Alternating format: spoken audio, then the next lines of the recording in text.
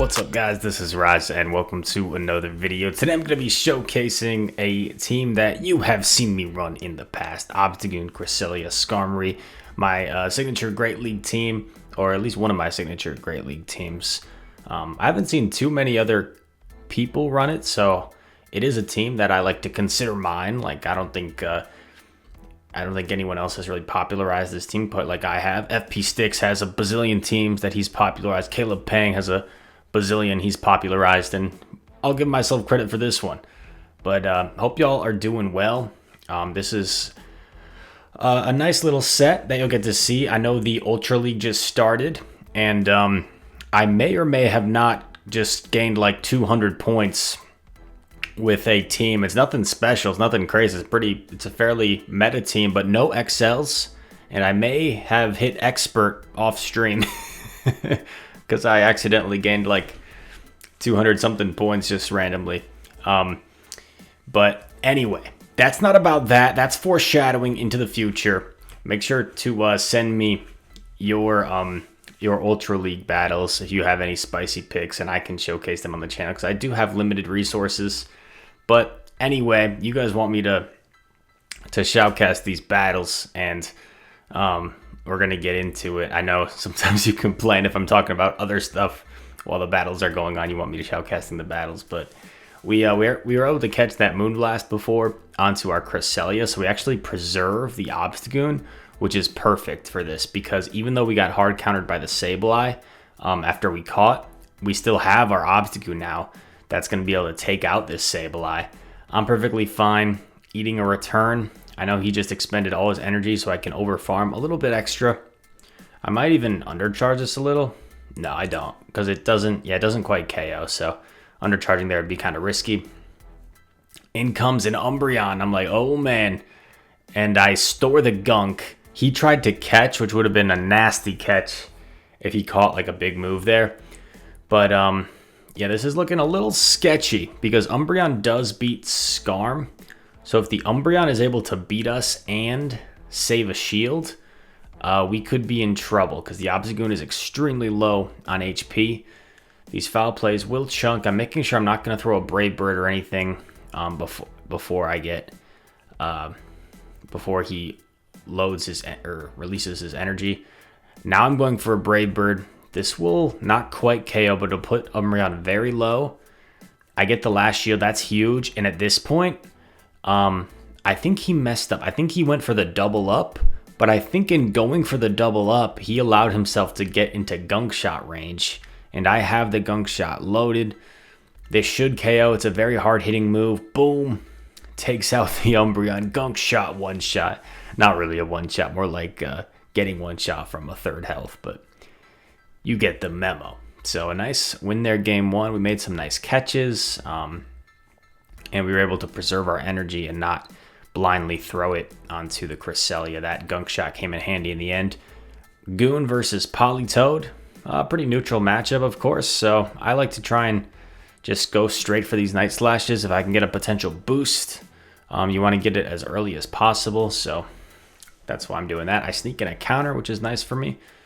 But because Politoed is going to outpace Obstagoon. Obstagoon has a little bit of tankiness to him. Politoed snuck in a mud shot back, so we're pretty much even in terms of how we should be. I get a shield on the Night Slash, which is pretty nice for me, and I snuck in a counter. And I'm like debating how I want to play this exactly. Do I want to shield? I do elect to shield. Interesting. Because I figure switch could be important, and I see the Mandibuzz, I immediately go into Skarm. I think in that short little time, I was able to recognize that it was an Air Slash Mandibuzz just by seeing one fast move go through. And once I saw it was Air Slash, I knew that Skarm has a pretty solid matchup here because we're going to get to charge moves at the same time. And the Air Slash damage is going to do hardly anything to us. It's really just the foul plays that are going to chip away. Versus our Air Slashes are going to chunk a bit. I'm going to overfarm here. I could have thrown one more Air Slash, but I was like, who knows? Maybe he had one Air Slash I didn't account for. You guys know sometimes that happens. I'm going to get to a Sky Attack here against the Politoed. I still have a little bit of energy on Goon, And I have my full crest. And what's in back? It's a Ninetales with Powder Snow. So I just swap immediately into my Cresselia. I'm just going to go straight Moonblast here. Because... And he makes a smart play and shields there. But I figure Moonblast will do quite a bit. And potentially a Moonblast and a Grass Knot would be enough. Or Moonblast plus fast move damage from the health of the remaining Pokemon I have left could wind up being enough. And I get the attack fell, so that's actually very huge to get the attack fell there. He's just going to keep spamming Weather Balls, and this is in Grass Knot range. I'm going to shield this just because why not? The Weather Ball would not have KO'd from that range, but since I CMP'd with the Grass Knot, I figured might as well. And the Grass Knot is able to KO. So Moonblast plus Grass Knot seems to KO in Alola Ninetales. Going into the next matchup. Terrible lead. So we go into Cresselia. Oh man, is this the person that Power Punch baits me? Do they do it? They do. Oh my gosh, what a savage. I just shielded a power-up punch on a Cresselia. Unbelievable. That would have been like 2 damage. Oh, that's so annoying. But we're going to try and prevail. We are going to try and prevail. I shield again, because I figure he's not going to bait me twice. Get off a Moonblast. And I'm already expecting that he knows he can outpace me to the next foul play. And he'll probably switch out before he gets Moonblasted. So I'm anticipating that and seeing if I can switch into something. But no, he makes a nice catch. If I was able to preserve that for later, I think that would have been huge. Now I come in with Scarm. I'm going to get a big farm down here. Yeah, I think if I had reacted just in half a second, saved the Moonblast, switched to Scarm, I could have won that matchup anyway. And then what was the last Pokemon? Let's see. It's a Nidoqueen. Wow, okay. This was going to be a tough game to win regardless. Also, double Sky... No, that wouldn't have mattered, really.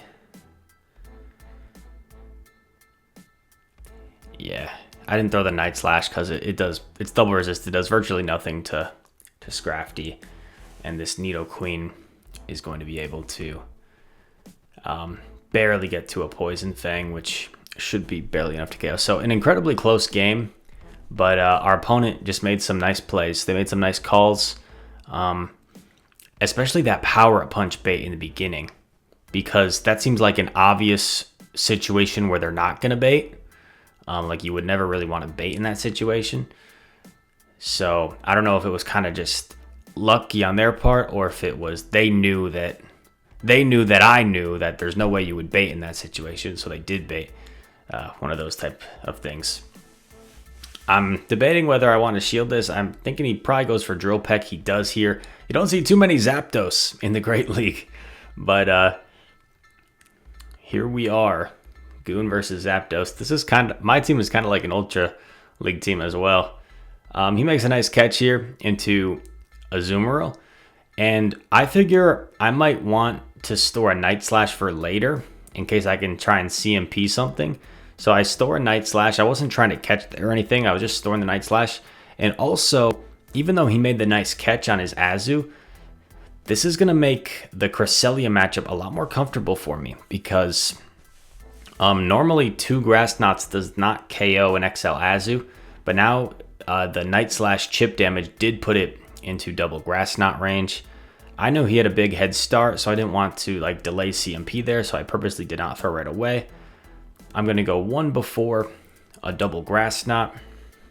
I figured if the Zapdos comes in, it might try and overfarm and could get greedy potentially. So this doesn't really allow the Zapdos to overfarm. Yeah, so Zapdos is forced to expend its energy right away. And I have that move on Goon, so I'm going to try and get rid of this Zapdos. In comes, is a Medicham. It's a Medicham. we're able to react quickly enough to get off that Night Slash for some nice chip damage. And from this point, we're in a pretty good spot. I'm going to go for the Sky Attack just to try and get that last shield off the Medicham. But, you know, I probably could have just committed to straight fast moves at this point. I'm actually not going to commit a shield here because he could potentially Power Punch. But he didn't. He Ice Punched. And now I'll just have to shield whatever. A little bit of mutual lag, it seems. And yeah, no point in going for the farm down there because the Zapdos will faint in like two air slashes. So my lose con would have been allowing the Medicham to get to another punch there. So that's a situation where even though the Medicham was super low, it was actually really important that I threw the Sky Attack because he potentially could have got to a third Ice Punch. And then I would have been forced to shield, and then the Drill Peck would have KO'd me from the Zapdos. So that was one of those rare situations. Energy is so important. One of those rare situations where you actually use your energy to take out a really low Pokemon because you can't afford for it to get off its move. Amazing lead. Goon versus Lickitung. In comes Pelipper. Very tricky, safe swap for this team to deal with. Pelipper can flip switch with an energy lead against my back Pokemon. So I am going to chip at it and then switch into my Skarmory. And the reason I'm switching Skarmory instead of Cress is if I switch in Cress, there's a chance that he lets his Pelipper go and then he gets a huge farm on me with Lickitung because those licks are super effective and Lickitung can take a couple of Moonblasts, no problem. So I didn't want to put myself in a situation where he gets a huge farm down. I am going to try and preserve, retain switch advantage here because as long as I've got Obstagoon on Lickitung, I'm in a pretty good spot. I also, once again, I go for the Sky Attack because I'd rather, if I get farmed down here by Lickitung, that's fine. What's he going to do? Body Slam my Obstagoon? That doesn't do that much. What I didn't want to happen was to have to expend another shield. I think the shield is far more valuable.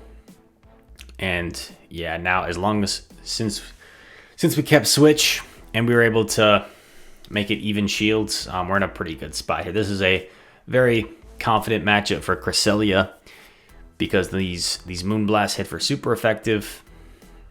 And as long as we are able to take this Medicham out, our Obstagoon can definitely handle the Lickitung and back. So we know that he's going to try and like stall the clock here. He's probably going to try and catch on his Lickitung, so we're just being conscious of that.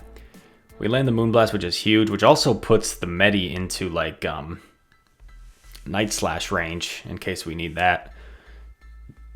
Ice Punch comes through. I'm expecting him to switch there, but he actually didn't. So I just waited for him to throw a counter, and now I can switch into Goon, and now we're in pretty good shape. I figured, I'm not sure what the right play would have been in this situation if Gunk Shot would have been the go-to instead of straight Night Slash. I'm sure Gunk Shot definitely is more damage per energy than Night Slash. But I figured just getting off multiple Night Slashes for chip damage was the safest play. Because, like, let's say the Gunk Shot doesn't quite KO and then he gets to another Body Slam. I figured I could be in trouble. So I'm not sure it mattered. Maybe we would have been fine either way. But we get off multiple Night Slashes. We take out the Lickitung. And a game that was, like, kind of straightforward, right? Like, it was, all we had to do was make sure we kept switch. But it wasn't the simplest thing, making sure we kept switch. Because he swapped in Pelipper. So if I take too much time there and I'm like, should I go Skarmory or Cress? I'm going to go Cress because I want Cress to avoid the Lickitung. Well, if Pelipper gets a few wing attacks head start, it's going to significantly outpace Cresselia, and it could potentially take swap there. We hit Veteran, as you see on screen. Let's go. Got Corinna-styled clothing and accessories.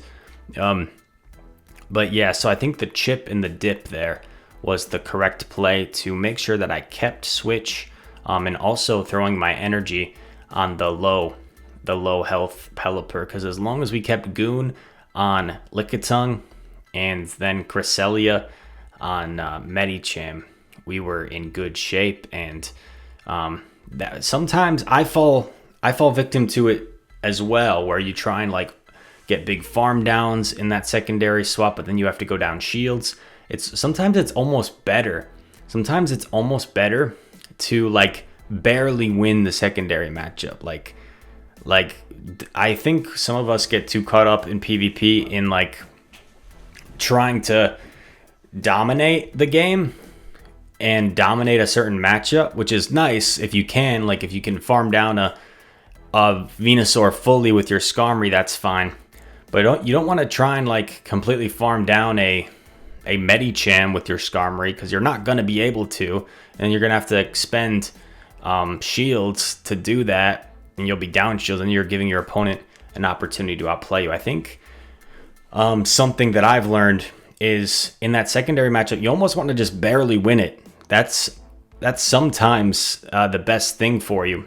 If it's not a situation like a Skarm versus Venusaur, for example, where it's just completely dominant, sometimes you want to just barely win that secondary matchup. So you're giving as minimal farm as possible to their Pokemon that comes back in, and you're just retaining switch advantage and your matchups. So it sounds simple. Some of you guys might think that's obvious, but honestly, as someone that's probably one of the higher level players in this game, I think it's a little bit more nuanced than as simple as it sounds. So anyway, all that said, a little bit more of an analytical commentary style.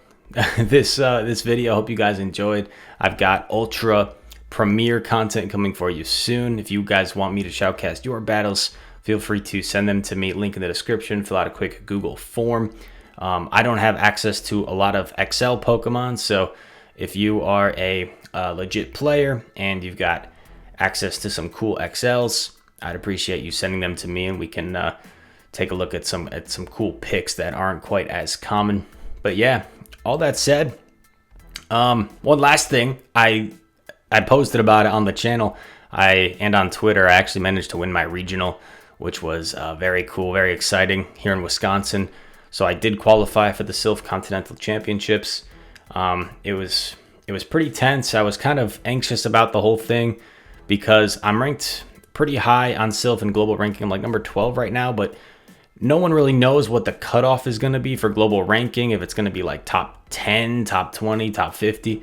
No one knows what the cutoff is going to be for people that get an invite to Continentals via global ranking. So I was just kind of hoping I could solidify that Continentals invite with winning my regional, and I was able to do it. It was 5 rounds. You play 3 games each round. I managed to start 12-0, and then I played in the final.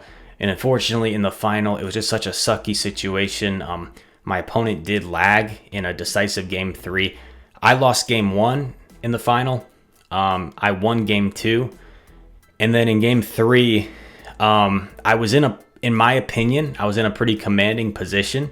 The way it happened was I led Deoxys into Blastoise, which is a negative lead for me. I immediately swapped my Mew. They swapped their Cresselia. Their Cresselia lagged and missed several Psycho Cuts. But assuming Mew, which is a very comfortable matchup against Cresselia, assuming Mew wins that matchup, I would have had my Deoxys aligned with a Snowy Castform, which is another very dominant matchup, and I would have had a Venusaur aligned with a Blastoise, which we all know is a very dominant matchup. So it was a very delicate situation because my opponent did lag, and in some people's perspectives, I think it was really a matter of opinion, because my opponent didn't want to ask for the rematch if I didn't think it was fair. And personally, I voiced my opinion that I thought, even without the lag, even without Cresselia missing a few Psycho Cuts, I thought there was a very low percentage chance that I don't win that game. But anyway, I'm rambling. Oh my gosh, the battles ended like 5 minutes ago, and I'm still talking to you. All right, have a good day or night wherever you are in the world, everybody. And all that said, I hope to see you in the next one. Peace.